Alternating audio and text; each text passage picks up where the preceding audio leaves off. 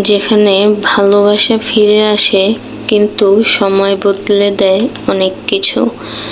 পর্ব 2, ফিরে যাওয়ার অধ্যায়। সময় চলে গেছে 6 মাস। মায়া এখন অন্য মানুষ।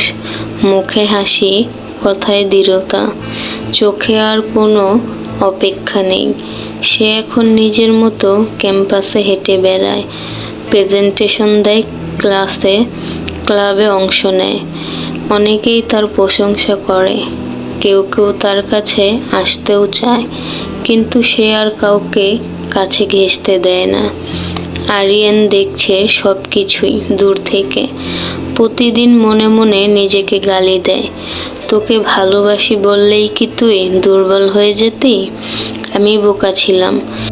মায়ার সেই চুপ থাকা চোখ, সেই দিনকার বিদায় বেলা বলা কথা ভালো থেকো, আজও বেজে ওঠে আরিয়ানের মনে। একদিন সাহস করে সে মায়ার সামনে গিয়ে দাঁড়ায়। মায়া হালকা হাসে, জিজ্ঞাসা করে, এতদিন পর মনে পড়ল? আরিয়ান মাথা নিচু করে বলল, তুই যা বলছিস সেটা ঠিক ছিল। আমি তোকে ভালোবাসি।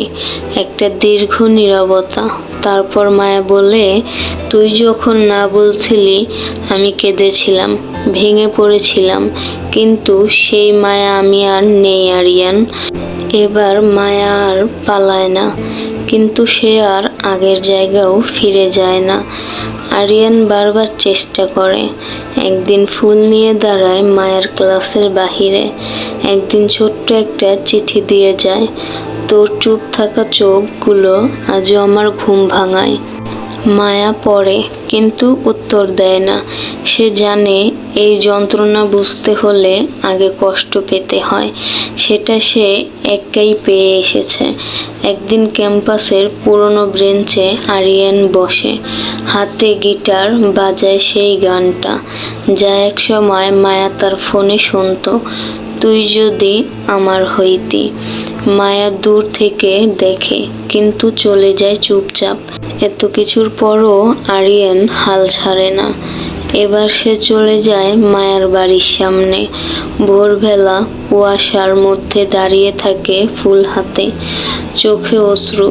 দরজা খুলে মায়া অবাক হয়ে বলে, তুই আবার এখানে? আরিয়ান বলে, আমি দেরি করছি বুঝছি, কিন্তু হারাতে চাই না তোকে।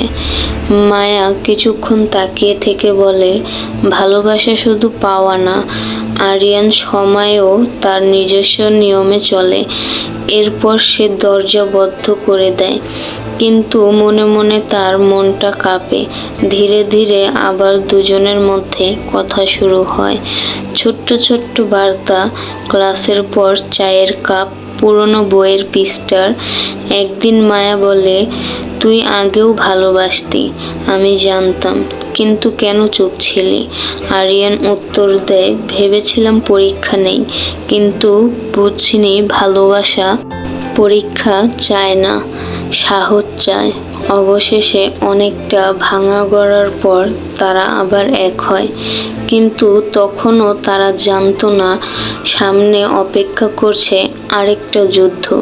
এটা বড় কঠিন বাস্তব লড়াই, যার নাম সমাজ আর পরিবার।